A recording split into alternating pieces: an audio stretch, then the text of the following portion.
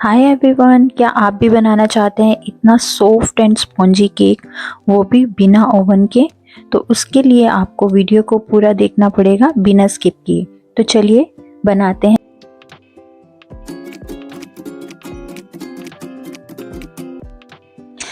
Cake बनाने से पहले हम अपने पैन को प्रीहीट करेंगे।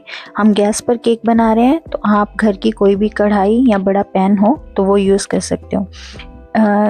पैन को प्री हीट करने के लिए गैस को ऑन करेंगे और गैस को हम बिल्कुल लो फ्लेम पे रखेंगे। उसके ऊपर आप अपना पैन रखिए और पैन के अंदर आप कोई भी रिंग या फिर आप कोई बाउल, कटोरी, छोटी कटोरी आपके पास हो वो भी रख सकते हैं। हम डायरेक्ट केक टिन को पैन में नहीं रखेंगे, नीचे एक आपको रिंग रखना ही पड़ेगा। तो इसे ऊपर से ढककर प्री हीट होने देते हैं। तो चलिए हम अपना बैटर रेडी करते हैं।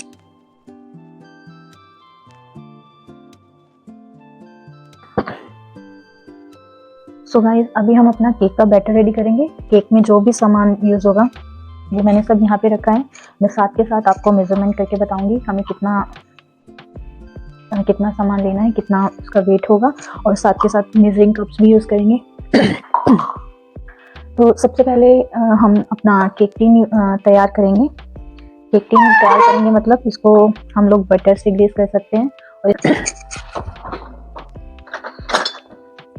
देखिए, आप ब्रश से या आप अपने हाथ से भी इसमें अच्छे से बटर लीजिए, तो इसको ऐसे ग्रीस कर लीजिए।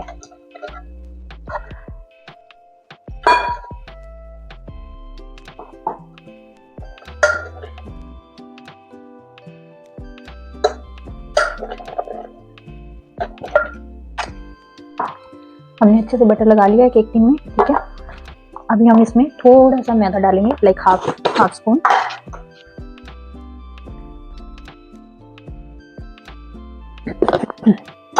और इसको अच्छे से ऐसे घुमा के पूरे टिन को हम मैदे से डस्ट कर लेंगे। इससे क्या होगा, आपका केक टिन में नहीं चिपकेगा, इजीली जब बेक होगा तो इजीली बाहर आ जाएगा।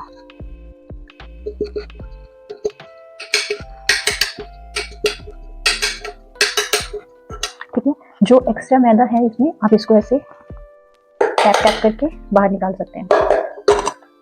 ठीक है, अब केक टिन रेडी है बिल्कुल। अब आप इसमें कोई फिंगर या कुछ ऐसे अंदर से टच नहीं करें, क्योंकि जहां से आप टच करेंगे वहीं आपका केक चिपक जाएगा। ठीक है, तो इसे हम साइड में रखते हैं। तो सबसे पहले मैं आपको इंग्रेडिएंट्स जो भी यूज़ करूँगी उसके साथ साथ आपको मैं क्वांटिटी बताऊँगी, मैंने कितना लिया है, ग्राम में भी और कप से भी। ठीक है, अगर आपके पास ये वेइंग मशीन है, इसे किचन स्केल भी बोलते हैं, वेइंग मशीन भी बोलते हैं, अगर ये है तो बेस्ट है। अगर आपके पास ये नहीं है तो आपके पास अगर ऐसे स्पून और कप्स हैं तो आप उससे मेज़र करके बनाना रेसिपी। अगर आपके पास ये भी नहीं है तो आप क्या करना, घर में कोई भी कटोरी लेना, कोई भी हो, एक साइज़ की एक ही कटोरी लेना। जैसे मैं आपको बोलूँगी कि 1 कप मैदा, तो आप 1 कटोरी मैदा ले सकते हैं। ठीक है, अगर मैंने हाफ कप शुगर या हाफ कप योगर्ट जो भी लिया है तो आप कटोरी का हाफ कर देना। ठीक है, अगर मैंने 1/4 लिया है तो आप इसको हाफ से भी हाफ कर देना। तो आप एक ही कटोरी से इसको मेज़र कर सकते हो। ठीक है, आई होप आपको समझ आ गई होगी। तो चलिए शुरू करते हैं रेसिपी। सबसे पहले हम अपने ड्राई इंग्रेडिएंट्स लेंगे। मैं साथ साथ आपको वेट में भी बताऊंगी कि कितना वेट में है, और कप्स में भी बताऊंगी। ठीक है, तो इंग्रेडिएंट्स की लिस्ट मैं आपको डिस्क्रिप्शन में भी दे दूंगी, आप वहाँ से भी चेक कर लेना। ठीक है, ऊपर रख के बता देती हूँ 125 ग्राम में कितने कप मैदा आएगा। तो ये मैंने 0 कर लिया है कप रखने के बाद। और मैं इसमें मैदा डालूंगी। मैदा आपको बिल्कुल दबा के नहीं लेना है, जस्ट आपको ऐसे ही डालना है सॉफ्टली। आपको इसको ऐसे प्रेस नहीं करना है बिल्कुल भी।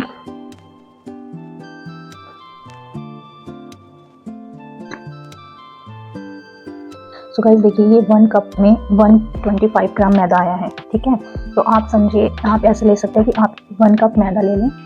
ठीक है, अगर आप बाउल ले रहे हैं तो आप, लाइक मैं आपको इसमें भी बता देती हूँ,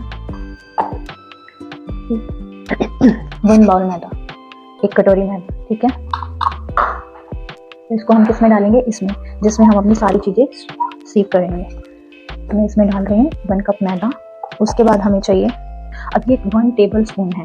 ठीक है, 1 टेबल स्पून यानी घर का कोई भी आप बड़ा चम्मच हो आपके पास, आप उससे मेजर कर सकते हैं। ठीक है, 1 टेबल स्पून, अगर आपके पास बड़ा चम्मच है घर का, आप उसे यूज़ कीजिए। ठीक है, जो 1 टीस्पून होता है वो इससे थोड़ा छोटा होता है। तो आप जो 1 टीस्पून है, या तो आप इसका आधा कर दीजिए सेम चम्मच का, या फिर आप जो छोटे चम्मच आते हैं छोटे साइज के, लाइक दिस, इसको इसकी जगह यूज़ कर सकते हैं, ठीक है। तो मैं आप यहाँ पे ले रही हूँ 2 टेबलस्पून कोको पाउडर, ठीक है। और गाइस जब भी आप ऐसे मेज़र करते हैं ना, तो आपको ऐसे भर भर के या दबा दबा के नहीं लेना है, इसको लेवल करना होता है। तो आप कोई भी नाइफ लें, स्पून लें, कुछ भी लें, तो इसको ऐसे लेवल करके जो एक्स्ट्रा है वो इसे ऐसे हटाएंगे, फिर लेंगे। तो ये भी मैं डालूंगी यहाँ मैदे के साथ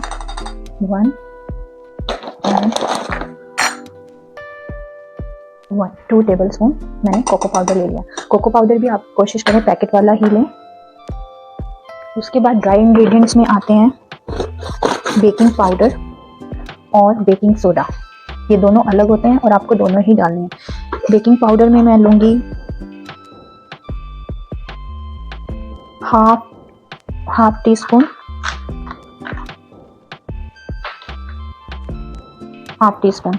ये 1 टीस्पून है, इसका हाफ टी स्पून, यानी छोटे चम्मच का चौथा हिस्सा, ठीक है। आप अगर इसे स्पून से, घर वाले स्पून से मेजर कर रहे हैं, तो इसका चौथा हिस्सा आपको लेना है। सॉरी, इसका हाफ लेना है आपको, क्योंकि ये 1 टीएसपी है, छोटा चम्मच जो 1 टीएसपी के बराबर है, इसका हाफ लेना है हमें, ठीक है। हाफ लेवल करके, हमेशा आप लेवल कैसे भी कर सकते हैं, हाथ से करिए, या इसको बिल्कुल भी भर के या दबा के नहीं लेना, ठीक है। 1 TSP, sorry half TSP baking powder. और बेकिंग सोडा हमें लेना है सेम हाफ टीएसपी, ठीक है। हाफ टीस्पून बोलते हैं जो छोटे छोटे चम्मच होते हैं हमारे, वो, ठीक है। इसका हाफ, छोटे चम्मच का हाफ। उसके बाद हमें ड्राई इंग्रेडिएंट्स में लेना है सॉल्ट हमें कितना लेना है, हाफ से भी हाफ, यानी 1/4, ठीक है, ज़्यादा नहीं डालना है हमें।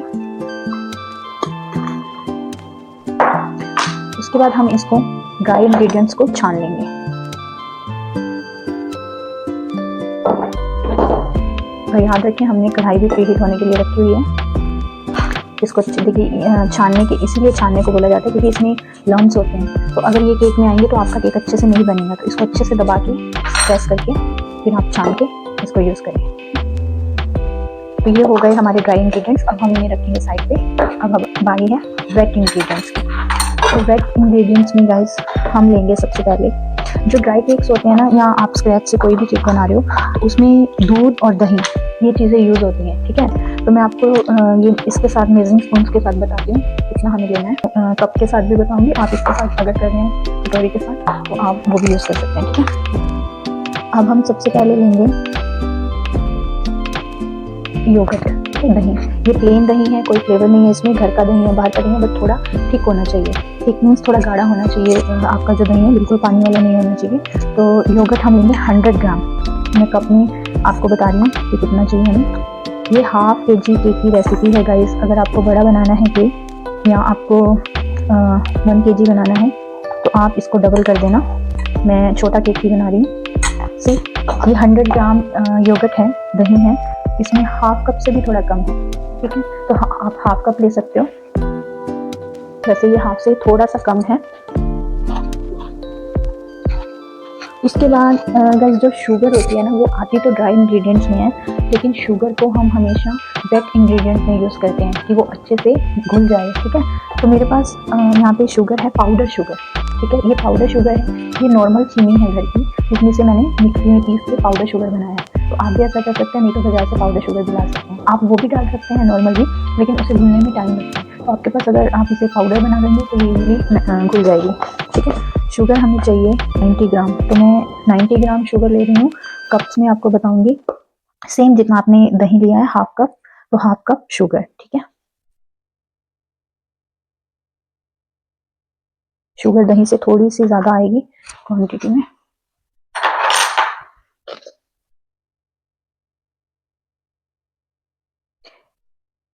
इसकी लिस्ट मैं उसके ग्राम्स के साथ और कप्स के साथ डिस्क्रिप्शन बॉक्स में दे दूंगी, आप चेक कर लेना,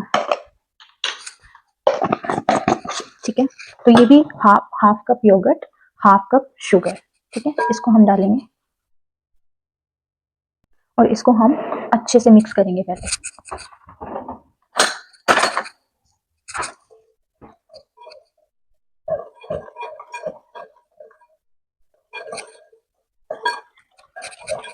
इसको अच्छे से मिलाएं ताकि कोई लम्स ना रहे।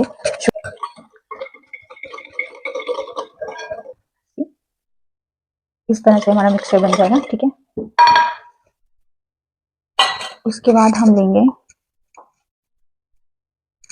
फिर हम ऑरेंज फ्लेवर केक बना रहे हैं, ऑरेंज केक बना रहे हैं, ठीक है। तो मैंने यहाँ पे 4 ऑरेंजेस लिए हैं, स्मॉल साइज के ना, ये बहुत छोटे साइज के ऑरेंजेस हैं, आप देख सकते हैं, ठीक है। अगर आपके पास बिग साइज है तो आप 2 ले लें।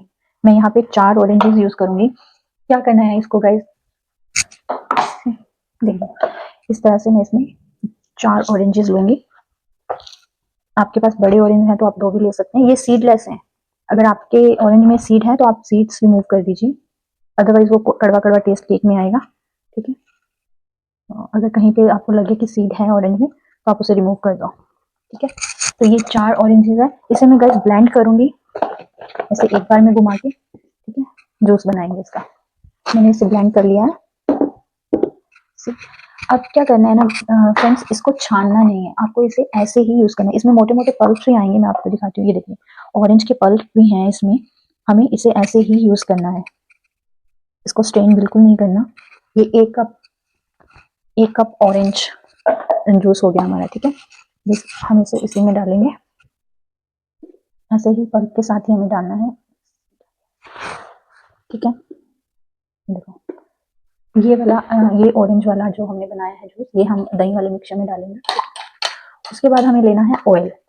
बस आप जब केक बनाते हो ना तो उसमें ऑयल, आप कोई भी ऑयल मतलब मत लें शार्प स्मेल वाला, like mustard oil, coconut oil, olive oil, इस तरह के आप ऑयल ना लें। आप नॉर्मल जो रिफाइंड ऑयल होता है वो लें, उसकी कोई स्मेल नहीं होती है, कोई टेस्ट नहीं होता है।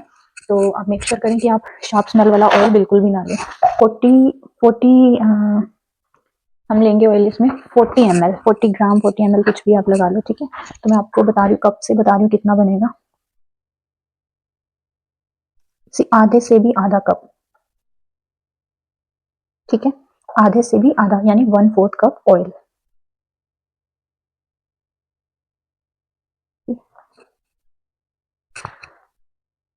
इसको भी मैं इसी में दही वाले बैटर में डालूंगी, मिक्सचर में। तो गाइस इसे अच्छे से मिक्स कर लेंगे। इसमें दही और चीनी को पहले मिक्स किया है, उसके बाद ऑरेंज जूस डाला है हमने, और उसके बाद ऑयल, और अब इसे अच्छे से मिला लेंगे, मिक्स इट वेल।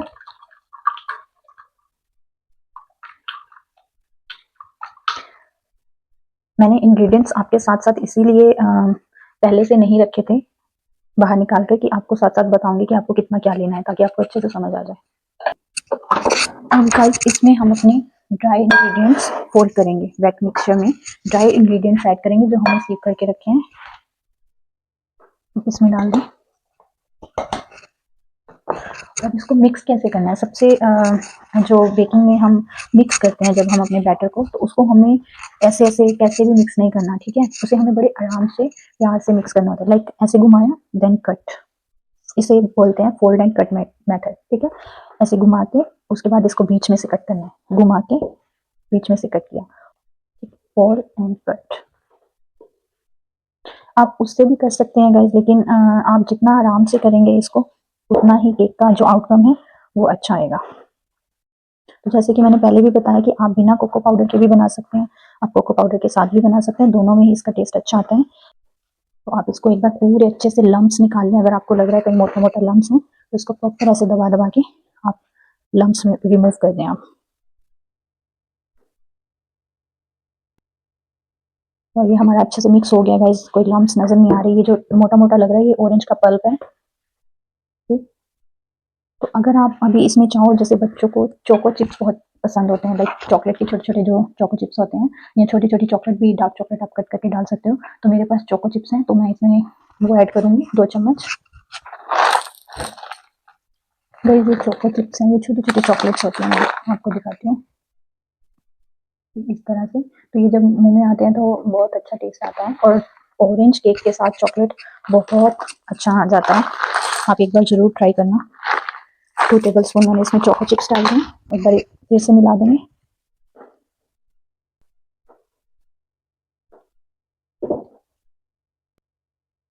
हमारा बैटर रेडी है, हमने जो केक टिन रेडी किया था उसमें हम सारा का सारा बैटर ट्रांसफर करेंगे।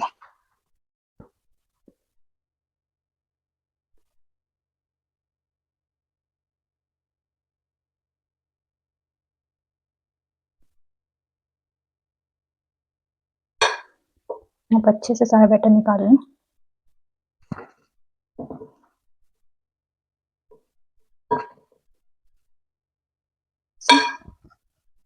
अभी इसको हल्का सा ऐसे टैप करेंगे, अगर इसमें कोई एयर बबल्स है तो वो रिमूव हो जाए।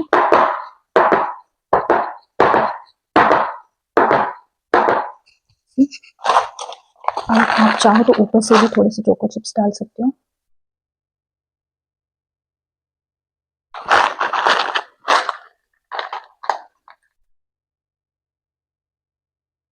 हमारी कढ़ाई भी अच्छे से प्री हीट हो चुकी है, तो आप ये देख लेंगे गाइस,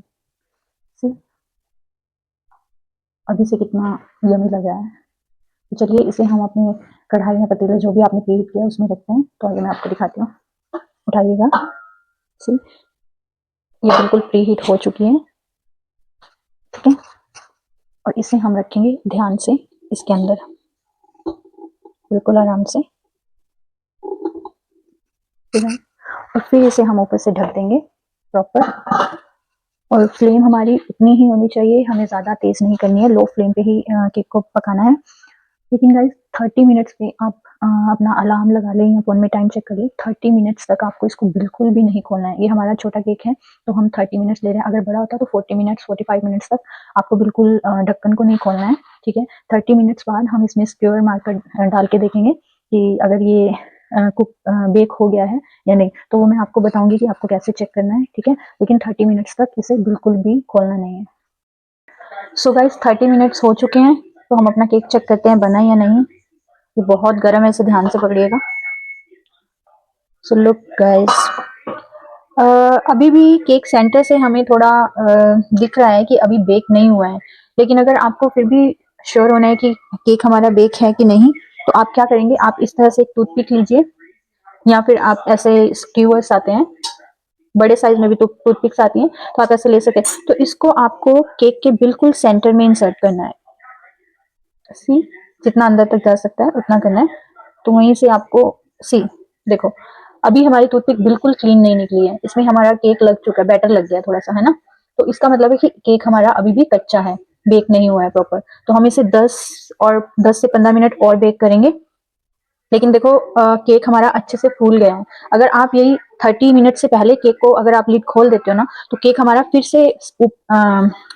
फिर से दोबारा से सिंक हो जाएगा, यानी अंदर को बैठ जाएगा। तो हमने 30 मिनट्स बाद खोला है, हमने चेक किया है, लेकिन केक हमारा कच्चा है, अभी बेक नहीं हुआ है प्रॉपर से।